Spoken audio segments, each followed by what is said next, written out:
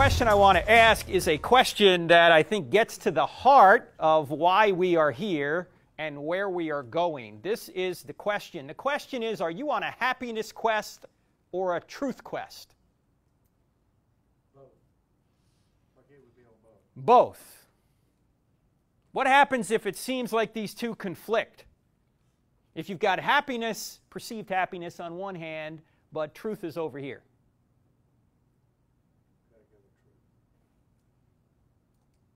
I think many in our country and many in the church are on a happiness quest. Truth,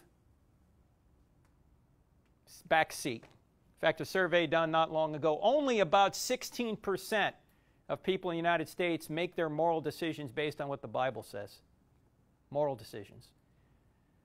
The vast majority, or at least plurality, decide they're going to do it based on either what's right for them or what feels right.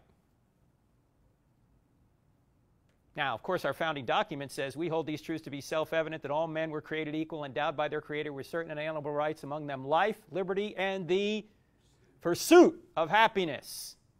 What would it be, or let me put it another way, what if the pursuit of happiness could only be attained, or happiness could only be attained, if you pursued truth? In other words, can you have ultimate happiness apart from the truth?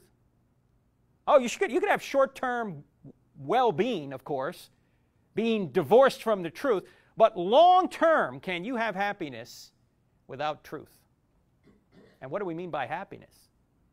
What we're going to get into today is the issue of truth, one of the most basic issues of all.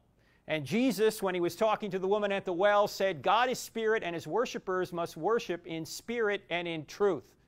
So of all the attributes we're going to talk about, truth is what we're going to talk about today. And as we mentioned last time, and every time we start this presentation, we talk about these attributes of God. These attributes here are attributes that only God has. Only he is eternal. Only he is all-powerful. Only he is all-knowing.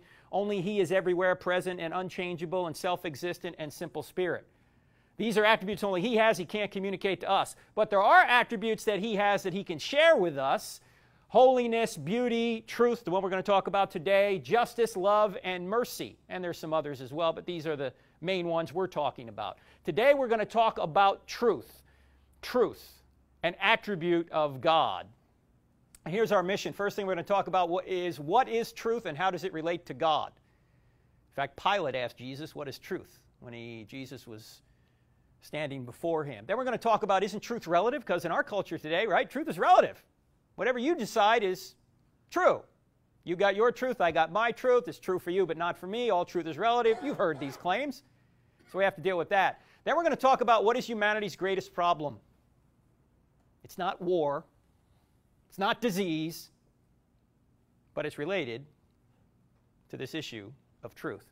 And then finally, if God is truth, how should we live? That's kind of the application. What are we going to do with this stuff? Just because we know God is truth, what does that mean? All right? So let's start here at point one. What is truth and how does it relate to God? And let's go to John chapter 18. Here is Pilate and Jesus. Pilate is questioning Jesus. And